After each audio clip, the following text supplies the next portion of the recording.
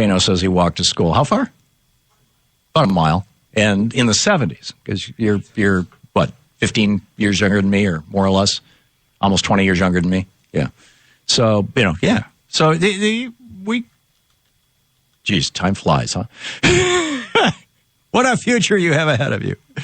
Okay, so we've got a lot of calls. People also want to get in and talk about the State of the Union, so we'll pick up those calls as well. And apropos of that, Jim in Vida, Montana. Hey, Jim, you wanted to weigh in? Jim, watching Free Speech TV on the Dish Network in Vida, Montana. You are on the air, sir. Hey, Jim. Okay, you got to listen. Tom. Yeah, oh, there you go. Okay. You got to turn down, when you call in, you need to turn down your TV and just listen to the telephone. What's up, Jim? Okay, sorry, I'd like to see the president say Keystone will not happen. I'm with you. I'm out here in eastern Montana, in the town of Glendive, on the Yellowstone River, is having an oil spill right now. Right. About 50,000 gallons, oil in the drinking water. The governor has declared a state of emergency. The pipeline is owned by a company called Bridger. And the thing is, it's the exact same town where Keystone is scheduled to cross the Yellowstone. Oh, Glendive, man. Montana. Oh, man. Now, this is the second big spill we've had in the Yellowstone since 2011. Yeah, no, that's incredible. Jim, thank you very much for sharing that with us. I agree with you. Say no to Keystone. That would be great. Norma in Montgomery, Alabama. Hey, Norma. Hi, Tom. Yeah, I ran around loose as a child, too. It taught me freedom. Taught me to think. Yeah, I agree. And nothing wrong with a little physical activity. They don't want you having children who grow up to think. They might be independent. Yes. They might be fearless. They might not be vulnerable to George Bush going, they're going to get you, they're going to get you. You know, that kind of stuff. Yeah. Anyway, back to you, Norma. At the time, we didn't know that we should have run past the Catholic school, but we got up on Saturdays, did our chores, packed our peanut butter sandwich in our plastic army canteen, and took off. Yep. I did the same thing. I mean, my brother Steve and I, who was the closest to me, both in age and, just mostly through our childhood, we would get up early on a Saturday morning or a Sunday morning and literally just take off, and we would come home at dinner time. Yes, you had to be in the yard by dark. Yeah, but, yeah. Yeah, same rules.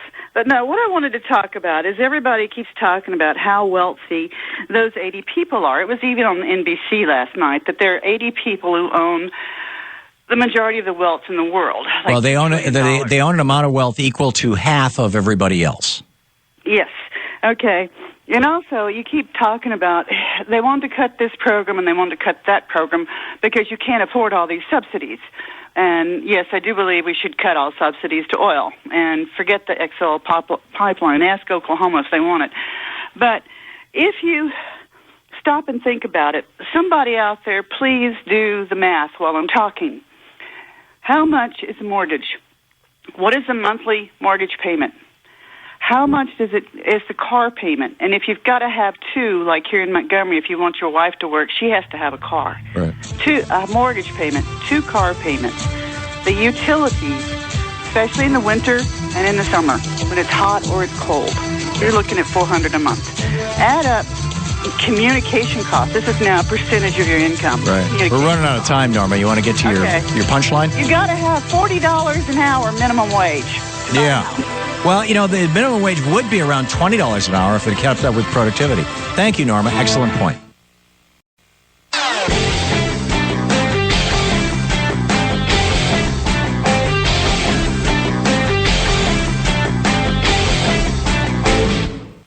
Hey, Tom Harbin here. The organic wine company, ecowine.com, is unique in that they stock a wide variety of handcrafted organic wines from their very own small family-owned vineyards in France. Veronique's 75-year-old grandfather, Pierre Fabre, a professor of medicine, converted the family farm, La Bosquette, to organic wine. And now Veronique Raskin's mission is to share her passion for high-quality organic wine with those who enjoy wine. Drinking organic wine reduces your exposure to harmful chemicals, reduces the impact of pesticide use on the people who grow the grapes, reduces the threat to groundwater contamination, and helps to promote biodiversity. More information at ecowine.com. Welcome back. 20 minutes past the hour. Tom Hartman here with you. I am convinced. I mean, I'm an old fart, right? I'm 63, and I am convinced that actually I don't feel like an old fart, and it doesn't seem like an old fart to me. And I am when I look at many of my peers. I mean, I'm pretty active and I'm in pretty good shape, I think. And I think that's because I was active as a child.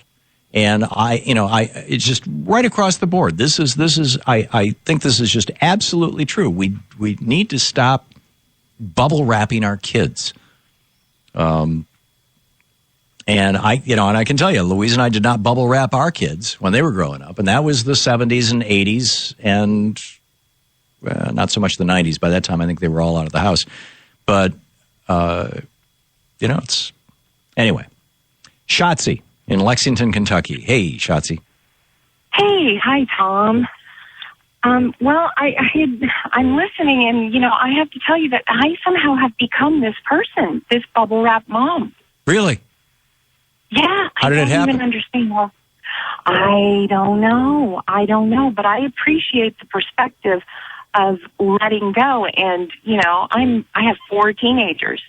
And I was not raised to be coddled. And so I really don't know how I got so messed up. I really don't. And it seems to me that, I told that story of that time that I came home from my friend Jerry's house really late, and my mom was, riding my bicycle down toward Jerry's house crying, worried about me. If we had cell phones back in those days, I think I would have had even more freedom than I had.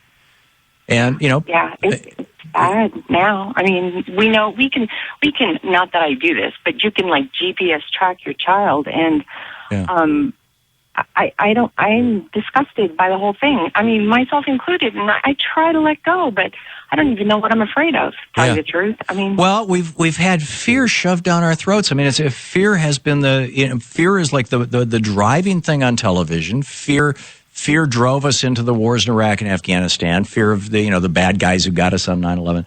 Fear drives most of our television programs. All these cop shows, they make you think that the entire country is filled with crazed criminals. It's actually very, very rare. So, Shotzi, you might want to check out in today's. Well, no, it's January 19th, New York Times. So, as yesterday's New York Times, Jane Brody's article, "Advice from America's Worst Mom." And on this free range, the woman who wrote this book, Free Range Kids. You might find it fascinating. So I know I will. Thank you so much. Thanks a lot for the call. Great to hear from you. Steve, driving through North, is that Carolina? It's cut off on my screen here. North Carolina. Yeah. Not too far from Mayberry, actually, Mount Airy. Oh, that's great. So what's up, Steve? Thanks for listening to Sirius XM. Well, speaking of Mayberry, actually, I mean, I grew up in the 70s and 80s, and I was a free-range kid. I mean, once I learned how to ride a bike, I couldn't be seen from dusk to dawn. Yeah. Except for Saturday morning. Now, I can't believe you didn't waste until noon watching cartoons. You're right. That was Saturday morning. Sunday morning was when we would get up and go because it was all church shows on TV. Although my mom would try to grab us and drag us off to church, and she was more successful than not, particularly in the later years. But so you're with me on this. Yes, and I'm not with you very often. And it's probably the reason why we have so many obese kids. Yeah. I don't think they're eating any different. Actually, they're eating better, but they're getting fatter. Yeah. Because they're not doing anything. Yeah, I'm with you. Steve, so you a conservative, me a liberal, we found something we agree on. Yes, we did. Okay. Thanks a lot for the call. Good on you. Lance in Arlington, Kentucky. Hey, Lance, what's up? It's Clinton. Oh, Clinton, Kentucky? Yeah. Okay. I totally agree with you. I was born in 1960 and grew up in 60s, 70s, and my parents finally gave up on me. I mean, they'd let me go out on my bicycle after school, and I wouldn't come home till 10 o'clock at night. So they finally told me, I tell you what, we'll make a deal with you. As long as you're home by 10 at night, we're cool. Yeah. And nothing ever happened to me. Well, yeah, and as I got older, the time, got pushed back to the point where, it was that sort of thing. Yeah, and actually, I left home when I was 16. I mean, it's just I kind of actually think my parents liked it that I took off and they had a little free time by themselves. I think so too. Well, my mom and dad. I have three younger brothers, and we're all 2 years apart. Well, it's Steve's 2 years younger than me. Stan's 3 years younger than him, and John is 2 years younger than him. So for my mom, she was overwhelmed. And at least 3 out of 4 of us were just classic ADD kids, running around crazy and whatnot. I think that they were probably relieved. Lance, thanks for sharing your story with us. Joe in Bayport, New York. Just got a minute, Joe. A little less than a minute. A quick one. Hey, Tom, real quick. I read a book a couple of years ago. I don't recall the author, but he coined this dangerism. And the name of the book is called Beware Dangerism. It's all about fear and how we overprotect our children. It's a great book. It's a short book. It's only about 90. Wow. So this is like the irrational fear of things that we really shouldn't be afraid of. Exactly. About how, people are worried about their kids getting snatched off the street. But there's such an infinitesimal chance of that ever happening versus some of the real... In the entire United States, there are fewer than 200 stranger kidnappings of children a year. On the other hand, there's thousands of kids who die in the backseat of their parents' cars every year. I mean, putting your kid in your own car is putting them at a greater risk than letting them go out and play. It's excellent. Thanks, Joe. Thanks for the heads up on that book, Beware of Dangerism. I'll have to check it out. And we'll be right back. 28 minutes past the hour. You're listening to the Thom Hartmann Program. Call 202-536-2370. And I see we still have a lot of people who want to weigh in on the State of the Union, which is just great because it's going to happen tonight. But so far, nobody has called to tell me I'm crazy. I find that interesting.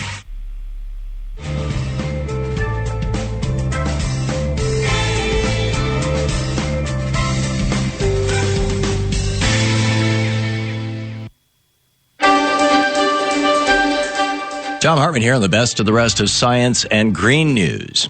You need to know this. Last year's massive chemical spill in West Virginia had a much bigger effect than anyone realized. According to a new study by U.S. Geological Survey researchers, the 10,000 gallons of MCHM, the chemical responsible for contaminating drinking water in West Virginia, actually traveled as far as Kentucky, Indiana, and Ohio.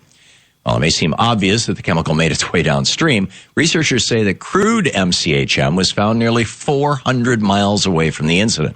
The USGS researchers explained that these findings are very important when it comes to spill response in the future and what role the U.S. government should play when contaminated water crosses state lines.